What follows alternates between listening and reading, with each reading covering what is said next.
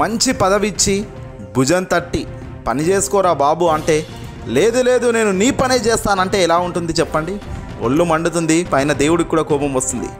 మంచి చేసిన వాడికే వెన్నుపోటు పొడిచి ఆ మంచినే విరిచేయాలి అన్న తాపత్రయం నీలో కనిపించినప్పుడే ఆ ఆట మొదలైందనుకున్నావు. కానీ నీ పఠనం మొదలైందని ఆనాడే జగన్ చెప్పారు. తాజాగా జరిగింది కింట అంతే. ఎస్, మనం మాట్లాడేది జగన్మోహన్ రెడ్డి గారు ముఖ్యమంత్రిగా అధికారంలోకి మొదటిసారి రాగానే రెబల్గా మారిన వ్యక్తి గురించి. ఆయనే రఘురామకృష్ణంరాజు. ఈ పేరు తెలియని వారు ఉండరు. రఘురామకృష్ణంరాజు గడిచిన 5 ఏళ్ల నుంచి కూడా ఉదయం, సాయంత్రం, మధ్యాహ్నం, వీలైతే మరో గంట ఎక్స్ట్రా, ఎప్పుడు సమయం దొరికితే అప్పుడు లైవ్ల్లో డిబేట్లో నిలబడడం, లేదంటే ఓన్గా వీడియోలు విడుదల చేయడం, ఏదో ఒకటి అరుస్తూ మా గగ్గోలు పెట్టడం రఘురామకృష్ణంరాజు చేసిన అతిపెద్ద బ్లండర్ అని చెప్పాలి. కూటమి తరపున ప్రస్తుతం కూడా ఆయన రెచ్చిపోయే ప్రయత్నం చేశాడు. కూటమి వచ్చింది, నేను వీళ్ళ దిక్కే అనుకున్న ఆయనకు ఆదిలోనే బీజేపీ షాక్ ఇచ్చింది.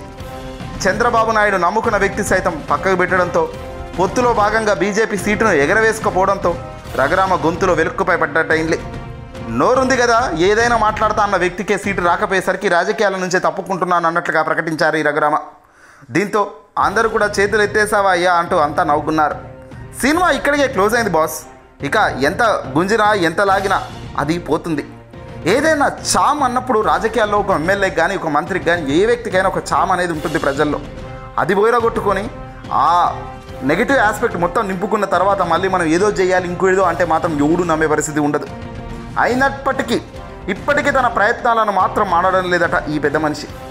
తాను నమ్ముకున్న చంద్రబాబే స్వయంగా రంగంలోకి దింపినట్లుగా తెలుస్తుంది. ఈసారి ఎన్నికల్లో రఘురామ పోటీ చేసి తీరుతారని, ఈ మేరకు కూటమిలో సంప్రదింపులు జరుగుతున్నాయని ఎల్లో మీడియా కథనాలు రాస్తోంది. బీజేపీ నుంచి నరసాపురం సీటు తీసుకునేందుకు రఘురామ విపరీతంగా ట్రై చేస్తున్నాడట. అసలు నరసాపురంకి నువ్వు ఏం చేసావని అడుగుతున్నావు ఈ సీటు అనేదే ఇప్పుడు ప్రజల నుంచి వస్తున్న మొదటి ప్రశ్న. ఢిల్లీలో కూర్చొని వీడియోలు విడుదల చేసినందుక ఓటేయాలి? ఢిల్లీలో కూర్చొని జగన్ జైలుకి వెళ్ళాలని శపథం చేసి అరిచినందుక నిన్ను మళ్ళీ నరసాపురం ఎంపీగా గెలిపించుకోవాలి? దేనికయ్యా నువ్వు ప్రజల కోసం ఏం చేశావు? ప్రజల కోసం ఏ రోజైనా జగన్ను కాదని మాట్లాడావా?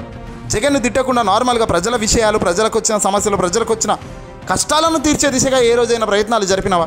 ఉదాహరణలు ఏమైనా ఉన్నాయా అంటే అవేవీ చెప్పరు. అవేవీ చేయని ఈ మనిషి కేవలం సీట్ల కోసం వెంపర్లాడడం, సీటు కోసం ఏదైనా డబ్బులు ఇచ్చి సెటిల్మెంట్ చేసుకోవడం, ఇలాంటివన్నీ కూడా చేస్తూ ముందుకెళ్తున్న ఈ వ్యక్తులు ఈరోజు గగ్గోలు పెడుతున్నారు ఎన్నికల్లో గెలుపు ఓటములపై.